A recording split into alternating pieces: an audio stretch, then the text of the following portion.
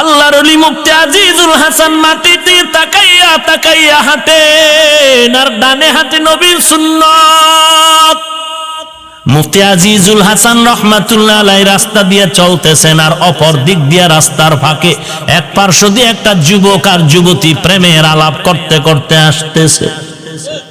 রাস্তার পাশে একটু কাদা পানি জমা, ওখান থেকে একটু আল্লাহর ওলির পায়ে আছর লেগে কাদা পানির একটা অংশ যুবতী মেয়েটার গালের মধ্যে গিয়া পড়ে গেল। যুবক সহ্য করতে পারে নাই, সামনে আগাইয়া পাগড়িওয়ালা আজিজুল হাসান রে ধমকায়া গালি দিয়া হাতটা বাড়ায়া তার গালের উপর একটা থাপ্পড় মেরেছে। মুফতি আজিজুল হাসান রহমাতুল্লাহ আলাইহি জাগাত মাটিতে পড়ে গেলেন, কান্নার আওয়াজ। একটা যুবকের থাপ্পড়ের ওজনটা আল্লাহওয়ালা ব্যক্তি সহ্য করতে পারেননি।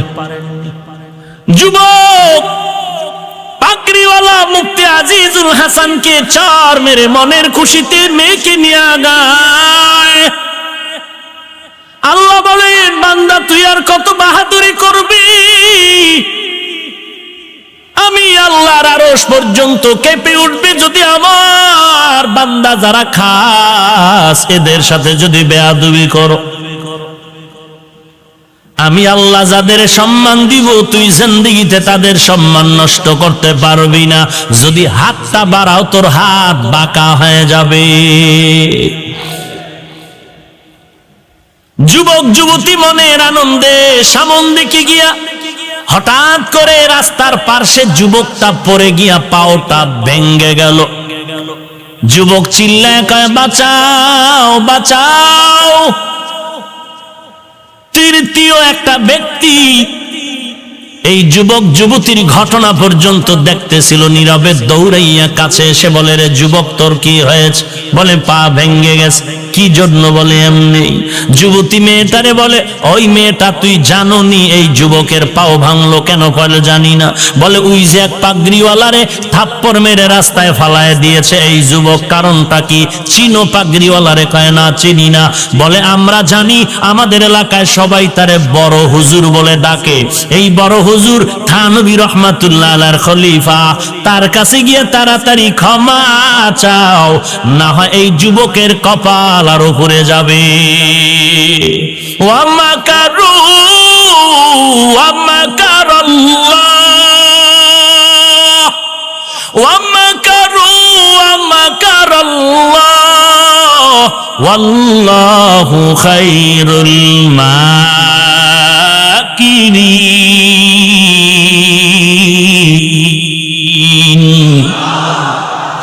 কালামে জিন্দা কুরআনে হাকিম, হিকমতে উলা ইয়াজাল সতো কদিম, জামিউল ইলমি ফিল কুরআনে হাকিম, তাকাসারাত আনহু আফহামুর রিজালি। মেয়েটার মন নরম হয়ে গেছে। যুবকের হাত ধরে কয়, চল ওই হুজুরের কাছে ক্ষমা না চাইলে উপায় নাই, তাড়াতাড়ি চলো।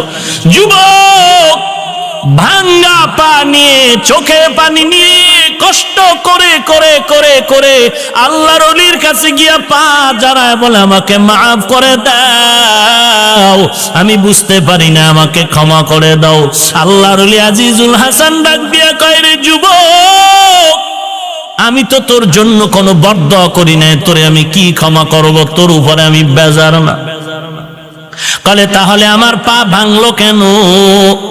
আল্লাহর ওলি চোখের পানি ছেড়ে ডাক দিয়ে কয়, যুবক, তোর যুবতী মেয়েটা একটু পানির ছিটা লেগেছে, সহ্য করতে তুই পারো নাই। আমি যেই মাওলার বড় আশিক, আমি যেই মাওলার পাগল, তুই যখন আমি আজিজুল হাসানের গালে চর মেরেছ, আমার মাওলা তখন সহ্য করতে পারে নাই। আমার আল্লাহ সহ্য করতে না পেরে চোখের সামনে বিচারটা দেখায় দিছে, বেয়াদবি করবি না। বিচারপতি আমার আল্লাহ আছে, কে কি পরিমাণ অপরাধ করো সব আমল নামায় লেখা হচ্ছে। কিয়ামতের ময়দানে আল্লাহ আমলনামা দিয়া বিচার করবেন। অতএব কাউকে গালি দিয়া খামোখা নিজের আমলনামা গুনার দ্বারা ভারী করিও না। জবানের হেফাজত করো, 1 নম্বরে গালি বন্ধ করো, 2 নম্বরে মিথ্যা কথার থেকে জবান হেফাজত করো, 3 নাম্বার জবান থেকে গীবত শিকায়াত বন্ধ করে দাও। কারো দোষ বলিও না, কারো বিরুদ্ধে অপবাদ দিও না, মিথ্যা বানায় বানায় কিছু বলিও না, দোষ চর্চা করো না। আল্লাহ পাক বলেন ওয়াইলুল লিকুল্লি হুমাযাতিল লুমাযা, যারা মানুষের গীবত করে, মানুষের দোষ চর্চা করে, অপবাদ দেয়, তাদের জন্য ওয়াইল নামক জাহান্নাম। ওয়াইল নামক জাহান্নামটা তো খারাপ। কয়েক প্রকার মানুষের ব্যাপারে আল্লাহ বারবার বলছে এরা ওয়াইল নামক জাহান্নামে যাবে।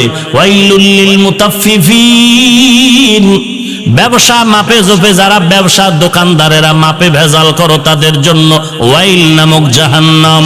ফাওয়াইলুল লিল মুসাল্লিন, মানুষকে দেখানোর জন্য যারা নামাজ পড়ো, তাদের জন্য ওয়াইল নামক জাহান্নাম। যারা মানুষের গীবত করো, তাদের জন্য ওয়াইল নামক জাহান্নাম। জবান দ্বারা শুধু গীবত না, জবান দিয়া মানুষের দোষ বললে যেই গুনাহ, ফেসবুকে লেখলেও সেই গুনাহ। এই কপাল পরা যুবক, তোর মা তো খুব ভালো, তোর আব্বাও ভালো, তুই এত খারাপ কেন রে? তুই ক্লাস 8-এ পড়ো, মাদ্রাসায় যারা পড়ো, হয়তো দাখিল পড়ো অথবা কওমি মাদ্রাসায় কাফিয়া পড়ো, শরহে ফিকায়া পড়ো, তোর মতো যুবক যদি চরমনাইর হুজুরকে গালি দাও, ফেসবুকের মাধ্যমে হাটহাজারীর হুজুরকে গালি দাও, কপালে লিখে নে, তোর কপালে জিন্দেগিতে শান্তি আর সম্মান আসবে না।